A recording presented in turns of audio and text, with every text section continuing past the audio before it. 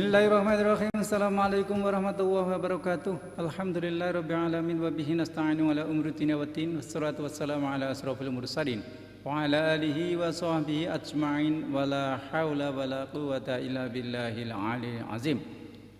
Raditu billahi rabba wa bil islami dina wa Muhammadin nabiyya wa rasula. Rabbi zidni ilma warzuqni fahma amin amma ba'd. Pendengar Radio Dais Masjid Agung Jawa Tengah dan juga pemirsa MACT TV. Sekarang tambah lagi pemirsa yakni YouTube-nya MACT TV dan juga Facebook-nya Radio Dais. Semuanya live. Yang mudah-mudahan semua dirahmati Allah Subhanahu wa taala. Salawat dan salam kita sanjungkan kepada baginda Rasulullah Muhammad sallallahu alaihi wasallam. Mudah-mudahan kita termasuk umat yang setia.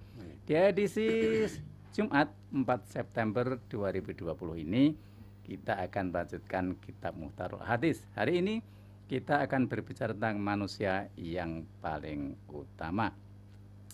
Ini menyangkut yang keutamaan terus sehingga mudah-mudahan termasuk kita semuanya yang utama-utama ini. Insyaallah. Ya, maka dari itu harus kita tune di MACT TV, di Facebooknya Dais, di YouTube-nya MACT TV dan juga Radio Dais tentunya.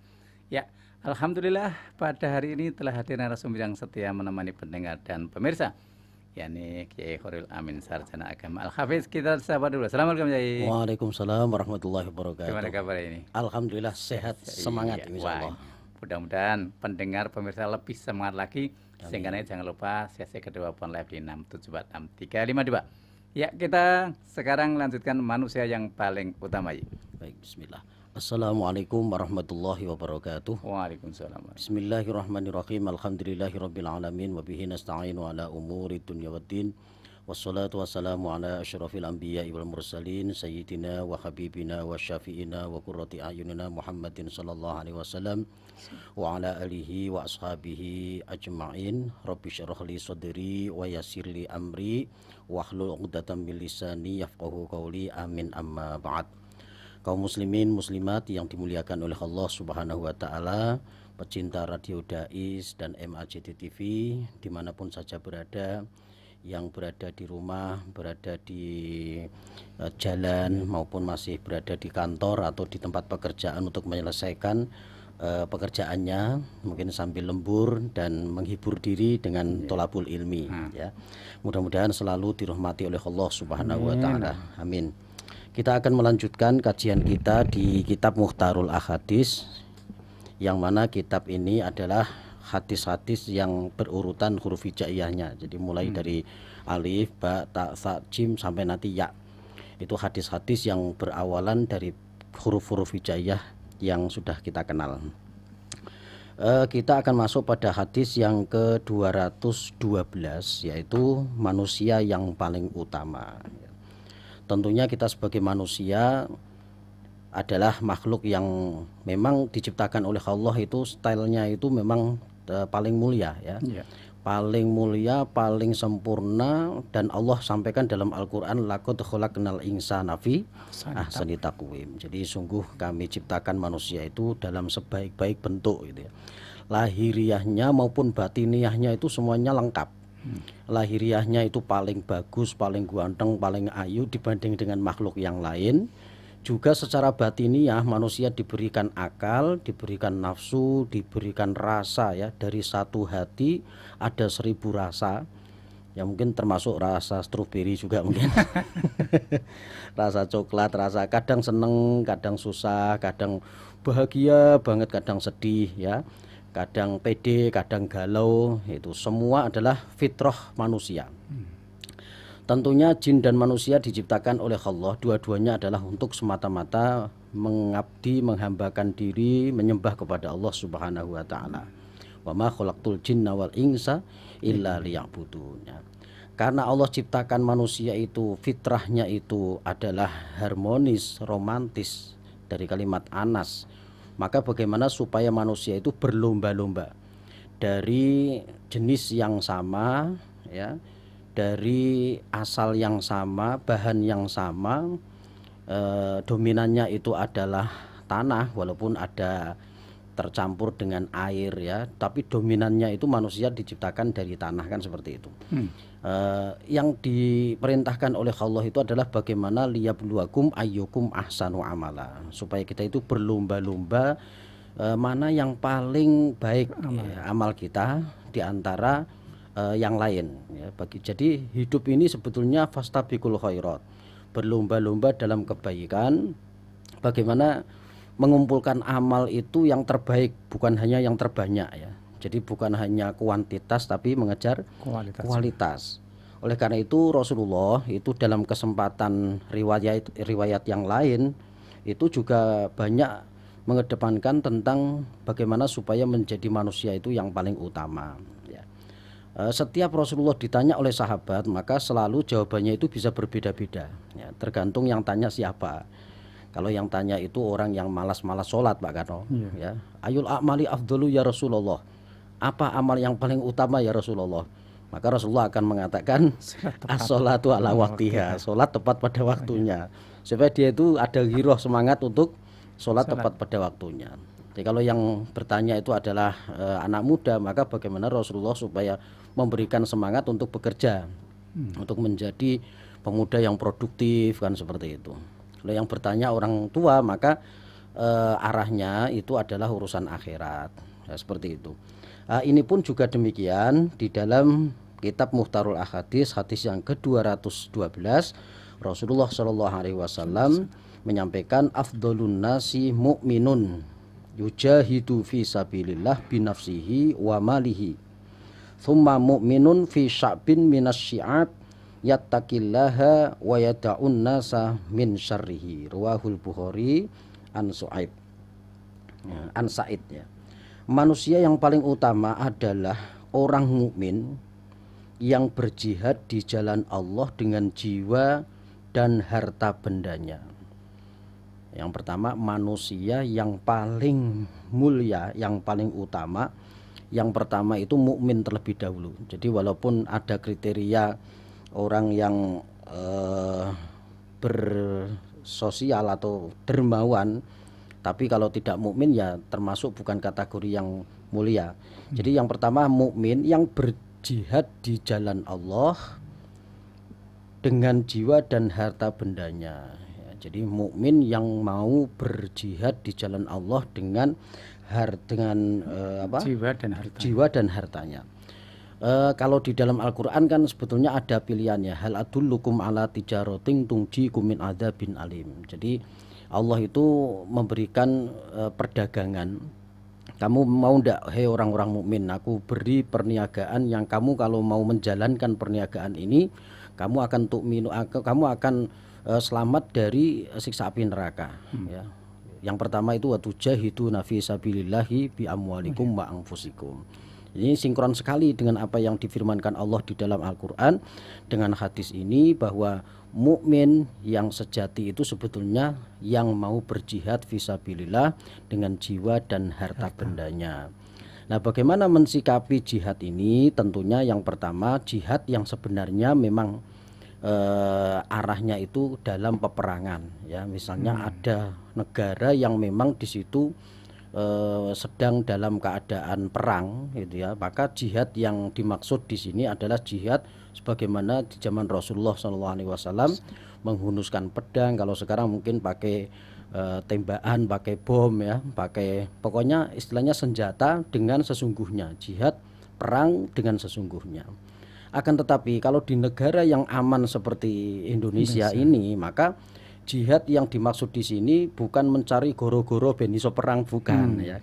Kalau sudah aman, kenapa kita harus nyari goro-goro ben iso perang? Maka jihad di sini ada kemudian ulama yang mengatakan, yang berpendapat bahwa jihad di sini di negara yang sudah aman itu adalah bagaimana mengisinya. Yang sudah aman itu negaranya dengan berbagai macam teknologi yang canggih, pendidikan agama yang baik, kemudian akhlak yang mulia, terus mengisinya.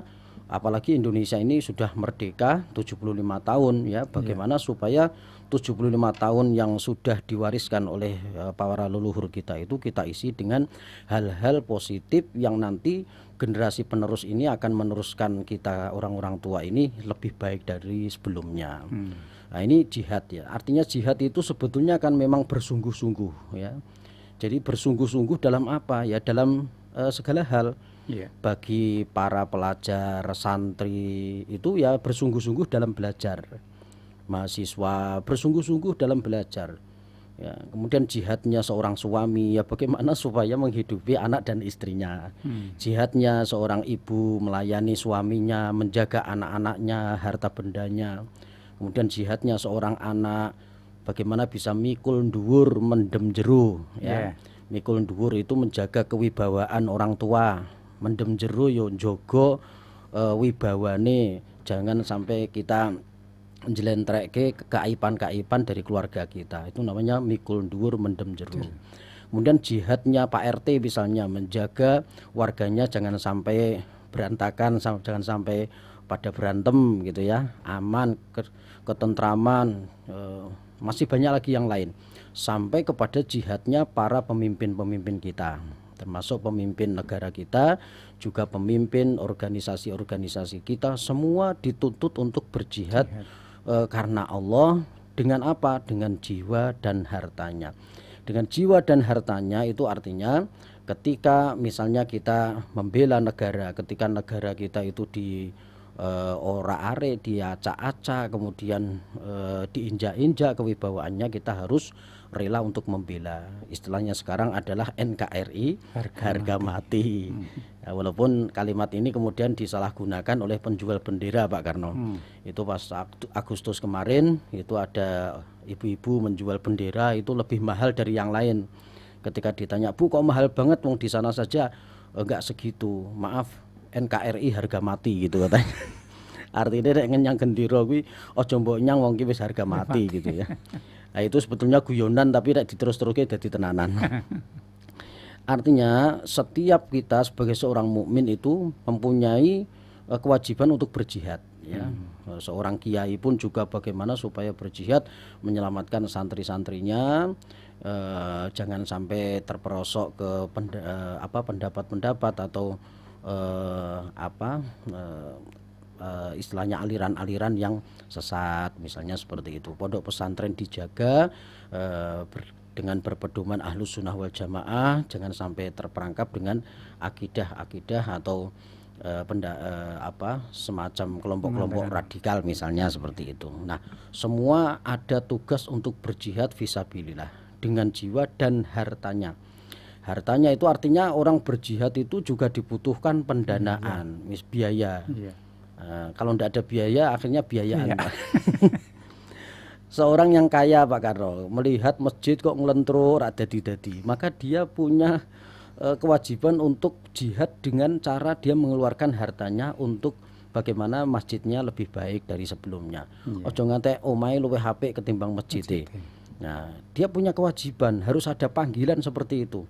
Panggilan jihadnya adalah bagaimana supaya dia menolong pembangunan masjid harus jadi lebih cepat misalnya. Nah, seperti itu. Kemudian yang muadzin suaranya bagus-bagus itu ya juga mempunyai kewajiban untuk berjihad, yaitu mungkin menjadi muadzin atau mungkin imam masjid harus merasa terpanggil untuk menjadi mujahid. Mujahid bukan dalam arti kemudian harus perang, tapi ya termasuk perang melawan kebodohan dan juga memberantas daripada kemaksiatan. Semuanya juga bagian daripada jihad. Jadi intinya jihad itu sebetulnya luas. Apa yang kita perbuat itu yang baik dan bermanfaat itu sebetulnya adalah bagian daripada jihad kita. Seperti itu Pak. Iya. Jadi lo. Tadi kata kunci terakhir tadi. Jihad itu sebenarnya luas sekali artinya. Ya. Tapi kadang mengapa ya orang Islam sendiri kok memaknai jihad kok sempit, sehingga maaf ada yang bom, ada yang sebagainya, radikal dan sebagainya. Kira-kira apa kesalahan itu? Di mana itu? Jadi karena ini hubungannya dengan ideologi gitu ya. Ideologi itu kalau sudah tertancap di dalam hatinya dan tidak mau mendengarkan pendapat orang lain dan dia merasa benar bahwa orang lain juga selalu salah, maka hal ini akan menjadi presiden buruk dalam kehidupan berbangsa dan bernegara, termasuk juga dalam beragama. Nun sewu yang membunuh Sayyidina Ali bin Abi Thalib, Abdurrahman bin Muljam namanya, itu bukan orang Yahudi, bukan orang Nasrani. Dia orang Islam yang jidatnya hitam, yang sujud, yang tahajud tiap malam, dan kalau siang dia berpuasa. Itu Abdurrahman bin Muljam. Satu lagi yang hebat, dia hafid Quran. Bayangkan ya, hafid Quran saja kalau sudah mempunyai ideologi yang tidak benar ya, dengan tidak disertai ilmu yang cukup, maka kemudian apa yang tidak cocok di hadapan dia, maka ini harus dibunuh, ini adalah kafir, ini salah. Ya, seakan-akan dia ketika membunuh Sayyidina Ali itu justru dia merasa bahwa dia adalah mujahid ya. Seakan-akan dia itu adalah orang yang paling benar dan berpahala dan balasannya surga. Dia tidak memandang bahwa Sayyidina Ali itu adalah menantunya Rasulullah, kekasih Rasulullah, bahkan Rasulullah menyatakan ana madinatul ilmi wa aliyun babuha, dan termasuk Sayyidina Ali adalah 10 sahabat yang dijamin masuk surga. Kenapa dia tidak berpikir seperti itu ya? Karena apa yang ada di dalam hatinya itu dia keras dan dia tidak mau menerima perbedaan daripada orang lain. Coba kalau kita itu dari mulai awal nol kita belajar agama, kita sudah belajar untuk menerima pendapat orang lain, maka insya Allah jadinya akan baik-baik saja. Seperti Imam Syafi'i ketika berpendapat, maka beliau mengatakan ini adalah pendapat saya yang benar, yang saya anggap benar, tapi boleh jadi pendapat Imam Malik yang benar. Terus seperti itu, maka 4 mazhab ini tidak pernah menyalahkan, ya, justru saling mendukung. Ya, ketika ditanya siapa orang yang paling alim di antara di zaman sekarang, wahai Imam Syafi'i, gurumu apa guruku? Ya, ketika ada muridnya Imam Hanafi bertanya, maka Imam Syafi'i menjawab tentunya lebih alim gurumu, yaitu Imam Abu Hanifah, karena ingin sebetulnya mau merendahkan hati.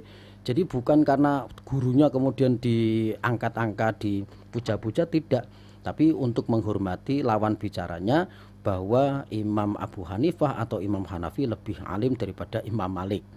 Ya, seperti itu. Tapi kan level-level itu kan yang tahu persis kan Allah sebetulnya. Tapi dengan kerendahan hati, ketika Imam Syafi'i berhadapan dengan muridnya Imam Abu Hanifah, maka beliau ketika ditanya siapa yang paling alim antara gurumu dengan guruku, maka Imam Syafi'i mengatakan ya tentunya Imam Abu Hanifah gurumu. Itu ini kan berarti Imam Syafi'i sangat-sangat takdim sekali menghormati lawan bicaranya. Ya, walaupun semua itu ngalim semua ya, ulama semua ya. Nah, tapi dengan kalimat itu maka menyejukkan kan, lebih sejuk. Mengapa orang-orang dulu yang pandai saja dapat dikatakan berbicaranya aja menyejukkan lawannya.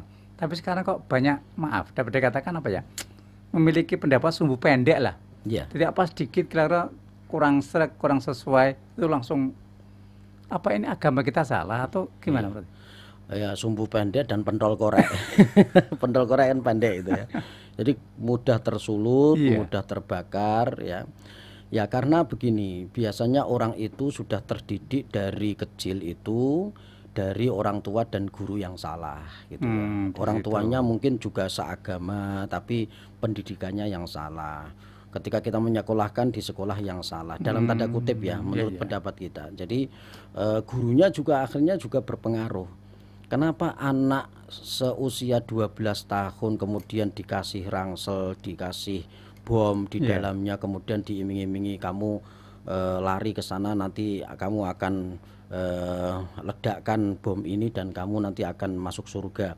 Kenapa dia nurut saja? Ya karena sudah dicuci otaknya dengan berbagai macam hal-hal ideologi yang memang dia pastikan bahwa itu adalah menurut pendapat dia itu adalah benar. Tapi ini kan sebetulnya tidak umum ya. Jadi seperti ini, kalau kita melihat orang-orang yang radikal ya, memang radikal betul ya, bukan orang yang diradikalkan, bukan. Jadi radikal betul. Jadi jangan sampai kita mengatakan wah wong kok fobia sama Islam, kabeh wong ngangger keras sithik itu niki radikal. Yang saya katakan adalah orang yang betul-betul radikal ya. seperti ISIS itu saya yakin benar-benar radikal itu ya. Karena benar-benar dia membunuh, menyiksa orang ini ya. Tapi kalau yang di luar organisasi kita yang masih normal, standar, kerasnya itu bukan radikal sebetulnya, ya memang keras saja. Tapi ada yang betul-betul radikal betul, ya, termasuk sampai yang ngebom itu. Ya karena itu sejak awal itu sudah merasa bahwa dirinya itu benar, tidak menerima pendapat orang lain, sehingga akhirnya dalam otaknya itu pokoknya yang penting mati syahid. Padahal kan sebelum kita itu pilihannya mati syahid, itu sebetulnya iskariman, hiduplah yang mulia ya. Baru aumut syahidan kan begitu ya. Yang pertama kan perintahnya iskariman, hiduplah yang mulia. Yang mulia itu yang ngajarke sing apik, anak-anake ben dadi kabeh. Hidayah Allah biar turun bagaimana. Ndak terus anggar ana wong kafir terus piye carane ben kowe mati, aku mati ra apa-apa, padha matine aku surga kowe neraka. Jangan. Justru Rasulullah itu datang ke dunia ini kemudian berhadapan dengan orang-orang jahiliyah itu bukan untuk membasmi, tapi menyadarkan mereka bahwa mereka itu di jalan yang tidak benar, kemudian minadzulumati ilan nur. Lah dia enggak kenal dengan minadzulumati ilan nur gitu ya. Jadi ilan nurnya bukan di dunia, dia langsung targetnya akhirat. Wes pokoknya ngeyel langsung bom mati gitu ya. Nah, padahal ada perintah iskariman, hiduplah yang mulia. Itu artinya termasuk mulia ke wong liya, diangkat bagaimana supaya menjadi orang yang sadar, yang tidak benar menjadi benar. Ya seakan-akan dia tidak mau mengembalikan apa yang dilihat dari perbuatan maksiat orang. Ya, dia nggak mau menyadarkan, tapi pokoknya langsung nahi mungkar saja, tidak ada amar ma'ruf. Langsung nahi apa? Nahi mungkar. Padahal perintahnya kan amar ma'ruf dulu, baru nahi mungkar. Iskariman, hiduplah yang mulia dulu. Kalau sudah terjepit, kepepet, aumut syahidan. Kalau toh mati ya matilah mati yang syahid lah, seperti itu. Enggak, artinya ini berarti bukan kesalahan agama kita, tapi memang kesalahan pemikiran pemahaman masing-masing gitu ya. Betul. Jadi kalau agama itu memang namanya saja agama, ad-dinun nasihah. Nah, agama itu ya nasihat. Ya nasihat yang baik tentunya, enggak ada agama kok memerintahkan orang untuk berbuat maksiat ya. Berbuat dosa, makar, tidak ada. Iya. Ya, tapi kan orang luar kan mengatakan, "Oh, Islam." Nah, berarti kan agama kan begitu kan. Padahal kan orangnya itu bukan. Awal-awalnya sih ini oknum gitu ya. Tapi karena sudah banyak kemudian jadi sistem. Nah, inilah akhirnya yang menjadikan Islam itu kacau ya, orang-orang yang pemahamannya sempit, yang tidak mau menerima pendapat orang lain, yang memang dalam hatinya itu sudah tidak ada rasa welas asih, tapi isinya memang dia memang targetnya mati syahid. Seperti itu. Sangat ya. Ya, kita lanjutkan nanti. Ya, mudah-mudahan nanti pendengar pemirsa bisa diskusi sehingga nanti bisa ada pencerahan, dan kita dengarkan satu nada berikut ini.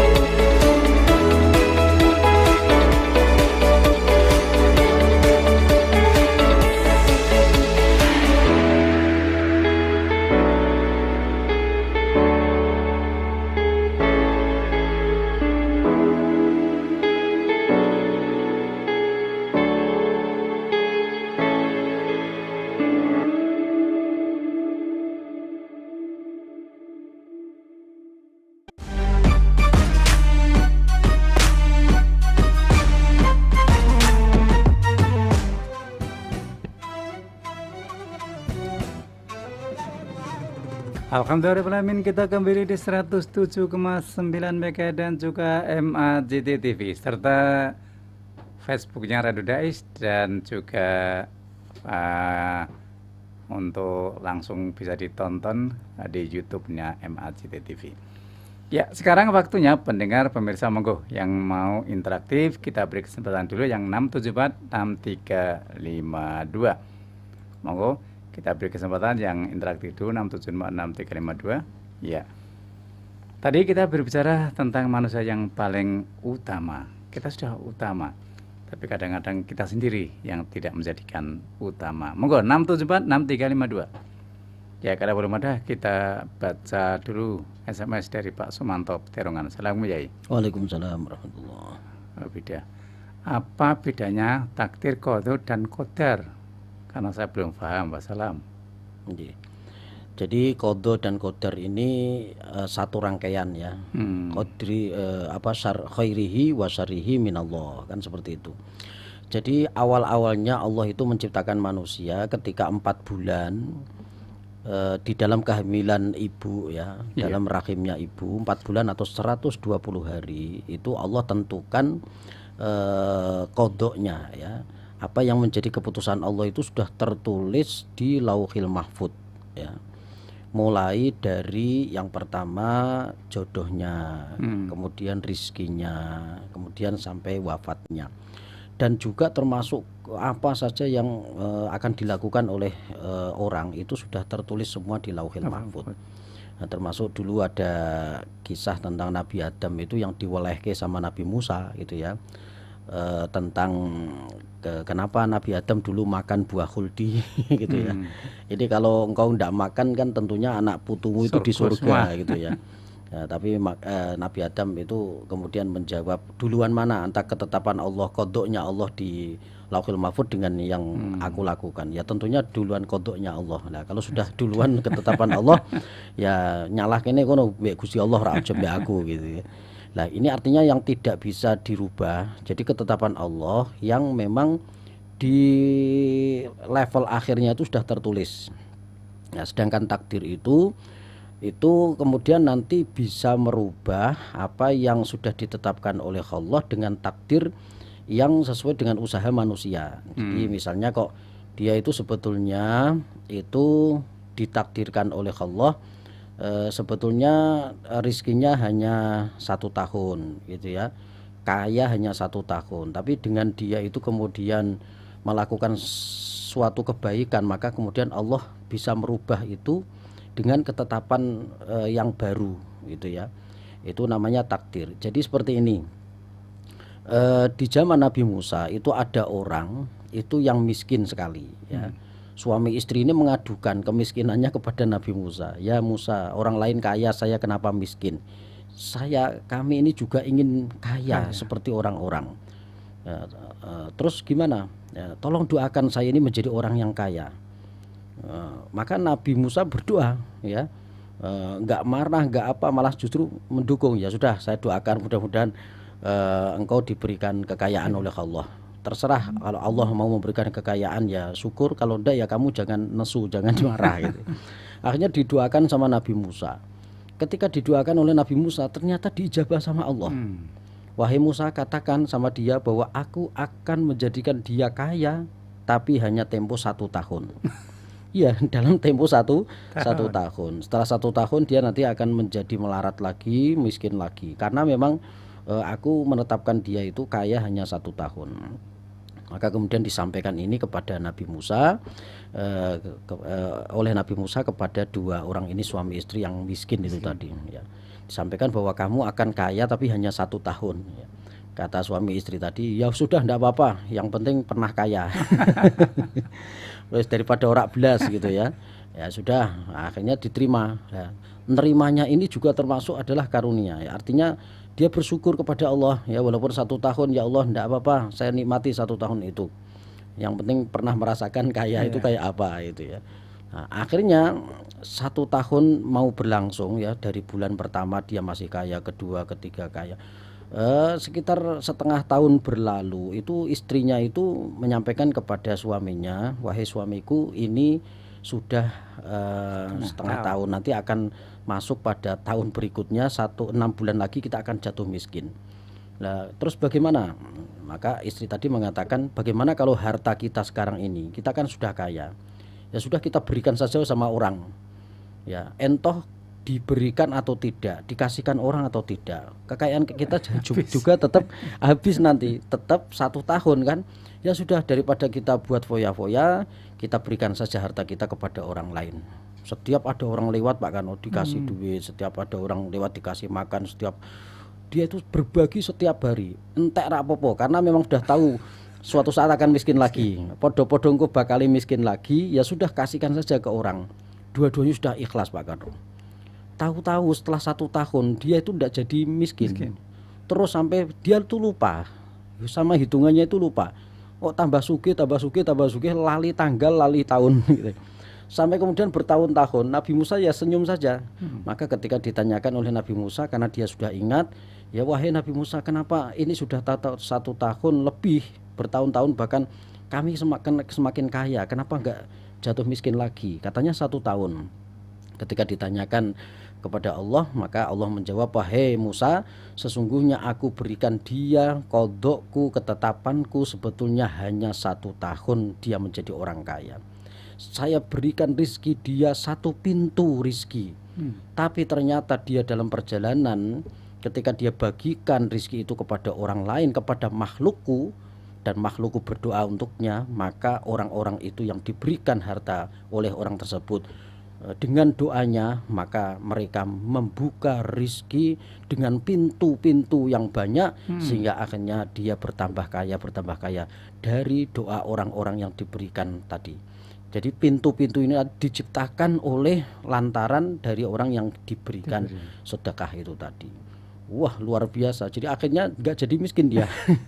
Nah ini kan ada perbedaan antara ketetapan yang tidak bisa dirubah dengan ketetapan yang tergantung kepada perbuatan baik seseorang. Kalau kemudian dia tadi tidak membagi-bagikan itu, maka betul dia tetap hanya 1 tahun saja. Oh ini banyak sekali kisah-kisah ya, Mbah Kiai Muslih misalnya, itu tahu-tahu menyampaikan kepada jamaahnya sebelum berangkat haji 1 tahun sebelumnya, beliau mengatakan umurku ditambah 1 tahun.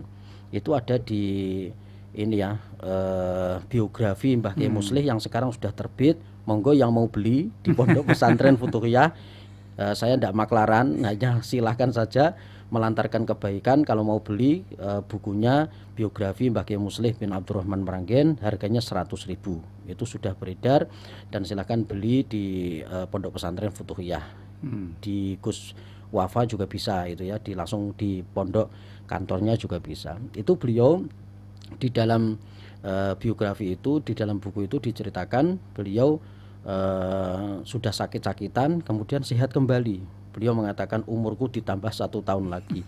Ternyata 1 tahun berikutnya memang benar-benar wafat pada musim haji. Jadi beliau itu umroh, kemudian lebaran di sana sekaligus langsung naik haji dan kemudian wafat di sana. Nah, ini bagi kita santri-santri tentunya kita percaya dengan hal demikian, karena Allah itu ala kulli syai'in qadir, semua bisa dilakukan oleh Allah, dan siapa yang dikehendaki umur panjang ditambah panjang umur itu semua hak prerogatif Allah. Artinya begini, yang paling penting kita tidak boleh terlalu panjang membicarakan masalah qada dan qadar Allah ya. Karena ujung-ujungnya nanti kalau sudah terlalu panjang dipikir, nanti akhirnya memikirkan zat Allah, padahal tidak boleh kan. Kita tidak boleh terlalu membahas tentang zat Allah ya. Tafakkaru fi khalqillah, berfikirlah kamu tentang makhluk Allah. Wala tafakkaru fillah, janganlah kamu selalu berpikir tentang zat Allah. Nah, seperti itu. Monggo, masih kita tunggu 6746352. Monggo, yang mau open live masih kita beri kesempatan dulu. Ya, kita baca dari Mas Sapik di UIN Malang. Wah, berarti lewat streaming ini. Nah, streaming ya. Iya. Mohon izin Yai. Assalamualaikum Yai. Waalaikumsalam warahmatullahi. Bagaimana cara mengingatkan imam yang sepuh dengan baik? Mohon maaf, salah bacaannya atau pas membaca Al-Quran, tapi saya takut kalau dikira malah kurang sopan. Adabnya bagaimana? Yang solusi Yai. Baik. Jadi yang pertama, kalau memang kesalahannya itu tidak jali, ya, kesalahan yang khafi, yang ringan, itu saya kira ya sudahlah, itu nanti akan dimafu, ya, dimaafi sama Allah. Tapi kesalahan yang jali itu tidak boleh dibiarkan. Misalnya iyyaka na'budu wa iyyaka nasta'in. Itu kok ternyata sama sekali tidak bertasdid gitu ya. Maka ini akan merubah daripada makna. Iyyaka ndak pakai tasdid itu artinya dengan engkau sinar matahari kami menyembah.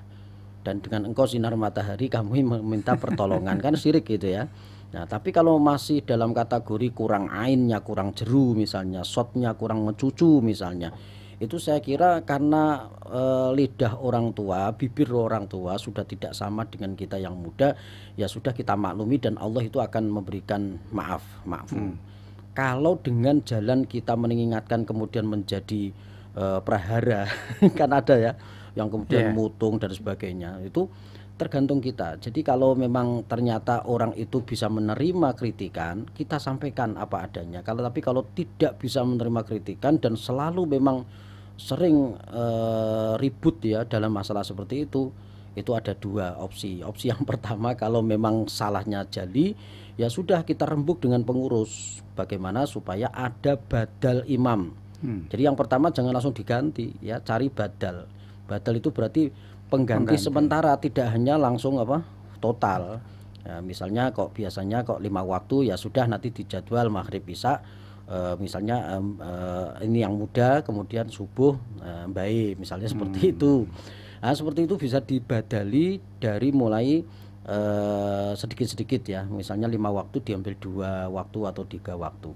Yang kedua, opsi yang kedua, ya kalau memang kesalahannya tidak mendasar, tidak merubah daripada makna, itu saya kira kalau untuk seperti supaya sama dengan bacaan kita yang di pesantren, itu saya kira memang sulit sekali ya. Jadi ringankan beban itu pada jamaah kita. Kalau memang tidak jali, kesalahannya hanya khafi, kurang mencucu, kurang ainnya, kurang jeru, itu saya kira dimakfu, tidak masalah seperti itu. Ya, tapi kalau yang suratnya, contoh ayat kebalik gitu gimana? Ya kalau kebalik itu kan jelas-jelas kalau keliru kan harus kita ingatkan. Bukan Fatihahnya tapi suratnya ya. Misalnya kalau memang betul-betul keliru harus diingatkan dan tidak boleh marah kan. Pasti saya kira tidak akan marah. Misalnya wala asri innal insana lafi khusrin illal ladzina amanu wa amilus solihati falahum ajrun ghairu mamnun. Ngarepe wal asri kok mburine mamnun, berarti kan sampai ke watin itu. Nah ini kan jelas salah, maka harus diingatkan, wajib itu sudah total, sudah fatal ya. Kalau sudah fatal harus kita benarkan, kita luruskan. Apakah juga dapat dikatakan sholatnya? Kalau sholatnya asal Fatihahnya betul itu sah ya. Karena surat itu hanya sunnah saja. Ya. Ya, monggo yang pun live masih beri kesempatan 6746352. Ya, kalau belum ada dari Mama Mia. Assalamualaikum ya. Waalaikumsalam warahmatullahi. Derek perso, umur kita pun sudah menjadi ketentuan Allah. Tapi dengan perilaku sedekah kita bisa berubah menjadi takdir Allah. Apakah tergantung banyak sedikitnya sedekah ya? Tergantung ikhlasnya. Jadi as-sodaqatu lidaf'il bala ya. Sodaqah itu bisa menolak bala. Kenapa ada kalimat itu ya? Berarti asalnya kalau tidak sodaqah dia kena bala. Iya. Jadi awalnya Allah memberikan bala kepada dia, tapi karena dia sodakoh maka bisa lidaf'il bala, bisa menghilangkan atau menolak bala. Sodakoh itu memang luar biasa. Jadi yang asalnya itu terjadi sesuatu pada dia itu bisa selamat dari sesuatu itu. Ya, tidak hanya sedekah sih sebetulnya ya. Surat yang kita baca, surat Tabarok, itu bisa menyelamatkan kita dari siksa alam kubur. Dan itu ada hadisnya ya. Surat Tabarok bagi orang yang hafal dan mengamalkannya setiap hari dibaca, maka itu akan menjadi dinding kubur ketika kita sudah berada di alam barzah. Karena surat Tabarok nanti akan muncul dan dia akan protes, kenapa kamu akan gebukin orang ini? Karena dia punya dosa. Iya, tapi aku ada di dalamnya. Kalau kamu gebukin orang ini sama saja dengan gebukin saya. Kamu siapa? Saya surat Tabarok, saya firman Allah. Wah, rame ini ya, malaikat sama surat Tabarok. Gelut. Aku gebuki wong iki gitu ya. Tapi surat Tabarok mengatakan, tapi aku ada di kerongkongannya, aku ada di dalam hatinya. Kamu gebukin orang ini sama dengan gebukin saya. khusus tabaruk ini memang luar biasa. Maka kemudian dilaporkan oleh Allah, maka ya sudah tinggalkan saja nanti urusanku. Jadi tabaruk ini bisa menyelamatkan dari dinding kubur. Nah itu terlepas dari dosa yang mana. Kalau dosa-dosa yang besar kemudian diamankan dengan surat tabaruk ya wallahu alam. Tapi yang jelas ada hadisnya bahwa surat tabaruk itu adalah sebagai dinding daripada kubur. Al-Mulk itu. Iya al-mulk. Ya, al-mulk itu ya sama dengan tabaruk. Iya. Ini sebetulnya di dalam Al-Qur'an suratnya al-mulk memang. Iya. Ya terima kasih atas waktunya. Sama-sama. Mudah-mudahan manfaat untuk Amin, kita amin, semua ya. amin, amin. Pendengar pemirsa, mengganti bincang-bincang saya dengan Kiai Khairul Amin Sarjana Agama Al-Hafidz tentang manusia yang paling utama. Mudah-mudahan ini tambah referensi kita dalam rangka peningkatan iman takwa kita kepada Allah Subhanahu wa taala. Dan akhirnya saya Karno mengucapkan terima kasih atas kebersamaannya dan maaf atas khilafan. Takhiri wa Assalamualaikum warahmatullahi wabarakatuh.